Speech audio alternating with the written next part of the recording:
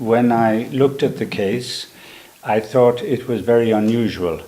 It was very unusual that the problems that there were being addressed in criminal law as opposed to administrative law. Should I? Yeah, just to translate. Deci, citind dosarul și văzând acest caz, am fost surprins să constat că lucrurile au fost transferate în latura penală, când, din punctul meu de vedere, trebuia să fie o examinare în materie administrativă. Okay. And I gave an opinion to the Avocatul Vasii to say that it was very, very unusual that there would be criminal proceedings in this sort of situation. Mi-a furnizat o opinie afirmând că este cu totul neobișnuit ca lucrurile să fi fost transferate în procedura penală fără să fi fost examinate în materie administrativă. Normally, when there are it is very complex, the relationship between farmers and between the administration, and the money issues between the two is a very complex area of practice and of law. And many people, there are often mistakes are made. The way in which you deal with mistakes is to compensate in the next year or in that way.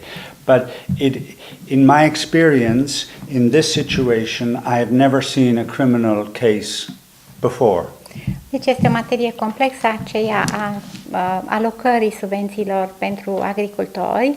A văzut multe cazuri, dar nu am mai întâlnit o situație în care să fie existat transferul către răspunderea penală, cât timp, în mod uzual, se face o examinare a posibilității, poate, de a compensa sub forma bănească, respectiv să diminueze alocațiile următoare sau să fie returnată o anumită sumă, dar nu am mai întâlnit situații când această situație complexă sau neregulile în ce privește finanțarea să fi fost transferat pentru o răspundere penală.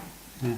And even the European law itself says that the remedies and the way you deal with problems is within the administrative law, and it is only in very, very, very rare occasions that you might go to penal law. Și în acord cu legea europeană, regula este ca să fie aplicate sancțiuni de natură administrativă și doar în foarte, foarte puține cazuri și pentru anumite situații expres determinate în legea europeană și în regulamentul de acordare acestor subvenții se poate transfera spre sancțiuni penale. So I wrote out all of these things in a memo, and a legal memo showing what the law was, showing what the procedures were, showing what the normal practice was, and then I presented that to Avocatul Vasii. A prezentat în opinia sa toate aceste prevederi legale, situațiile practice și soluțiile, remediile prevăzute de legea europeană pe care mi le-a prezentat în opinie și acum adaug de la mine, opinia a ajuns în mâna judecătorului și suntem foarte recunoscători judecătorului cauzei că ne-a permis să prezentăm o asemenea opinie complexă în acord cu legea europeană. It seems to me that the documents that I saw, that you presented to me, those documents I saw did not show that this was a penal case. The documents that I saw did not even show that it was an administrative case, because there was no evidence in the documents that I saw which showed that the APIA, the competent authority, had examined the land, had inspected, and that is a prerequisite before you can make any sort of charge, whether it's administrative or criminal. You must have an examination by the APIA, and that hadn't happened. So. Da, deci în baza documentelor pe care dânsul le-a primit, nu a văzut că ar fi vorba de o cauză de natură penală, dar de asemenea nu a văzut că ar fi vorba de o cauză de natură administrativă. De ce? Pentru că nu a văzut o procedură preliminară de examinare făcută de către APIA. Și adaug de la mine, APIA fiind organismul național care este investit potrivit legii europene să facă această examinare preliminară, respectiv cineva să meargă să inspecteze terenul, să vadă neregulile, să pregătească dosarul pentru procedura administrativă și apoi să transferă spre penal.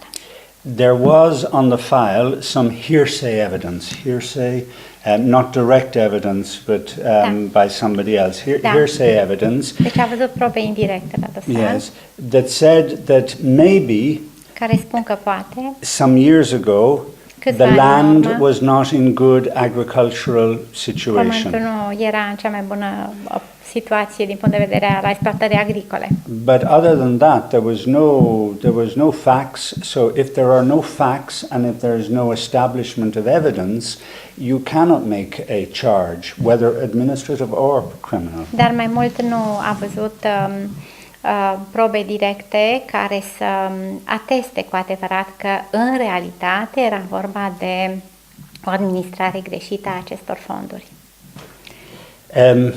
I have not, or the number of times where European agricultural law moves from administrative into criminal is very, very rare. Yes. Deci e foarte rar când în legea de aplicare în această materie a prevăzut situații în care se poate transfera spre penal. It is only really, in my experience, it is only when there is some form of collusion to defraud that the criminal law comes in. Collusion, what do I mean? Whereby the farmer works with the competent authority to